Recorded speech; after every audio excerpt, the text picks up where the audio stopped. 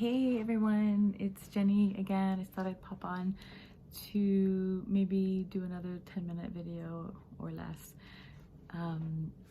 But I got off topic last time, which definitely can happen when you have information that wants to come through and it all comes at the same time and you get distracted. But what I had started to mention was the importance of sharing our medicine right now. And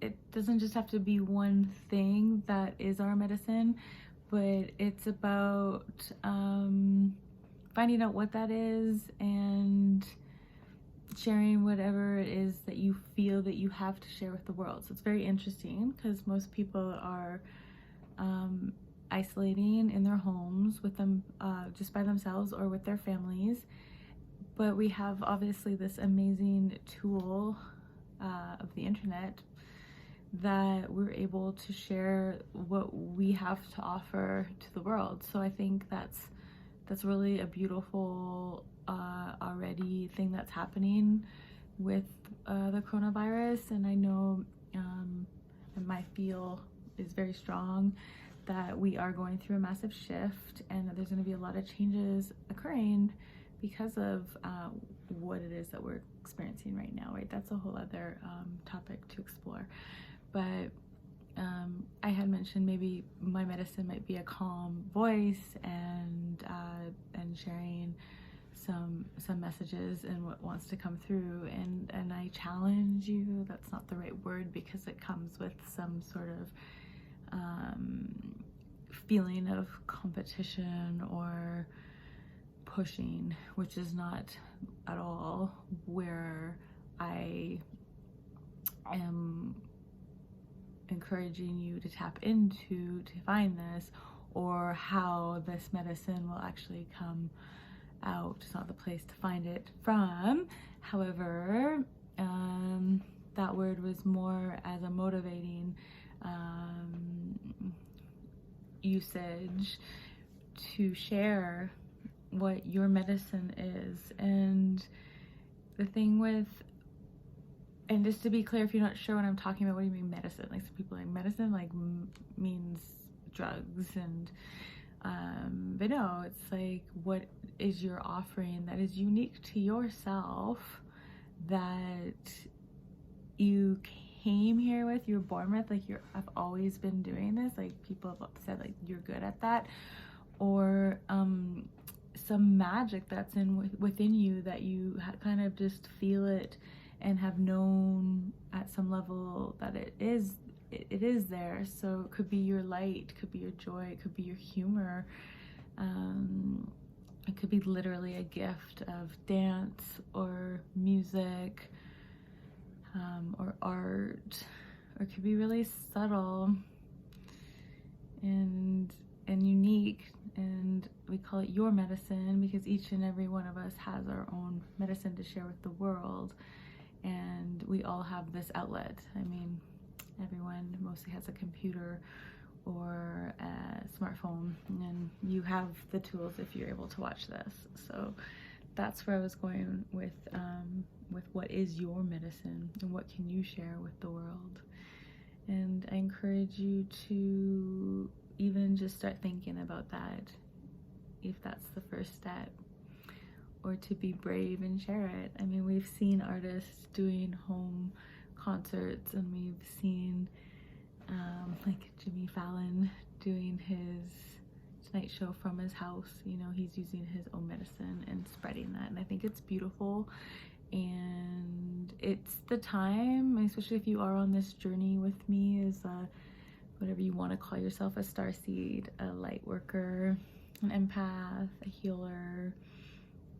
I mean, labels or not, if you're on earth right now and you wanting to be here for this big change that's happening, then chances are high that you have something to contribute at some level.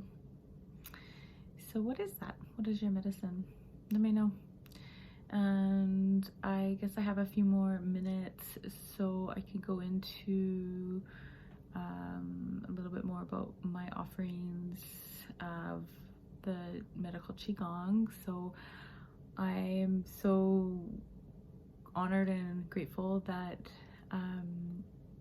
I have studied to develop that medicine as to being a vehicle for energies to come through for healing. You know, it's not something that there's like a guaranteed end result that I can promise, but I know one of my medicines is that I have the ability to hold space, and so through Qigong, allowing the help and the energies to come through to provide for you what you need.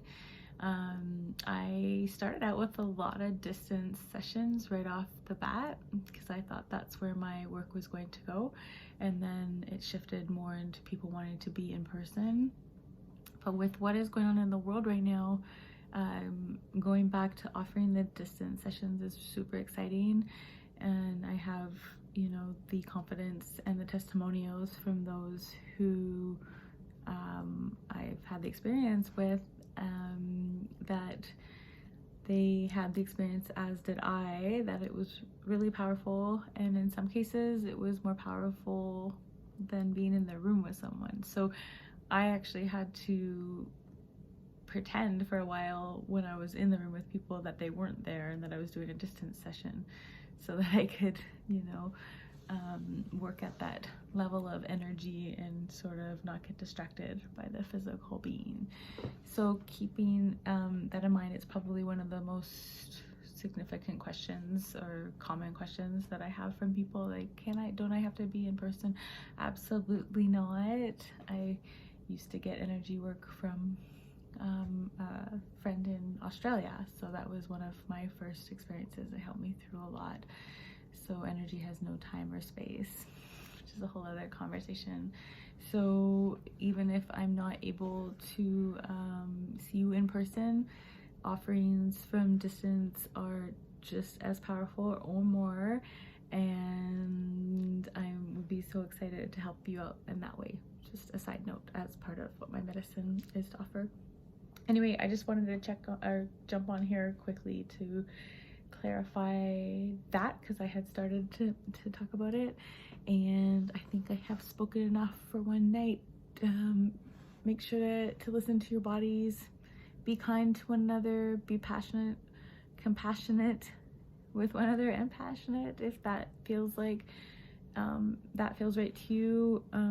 But it's not about pushing anything at this time.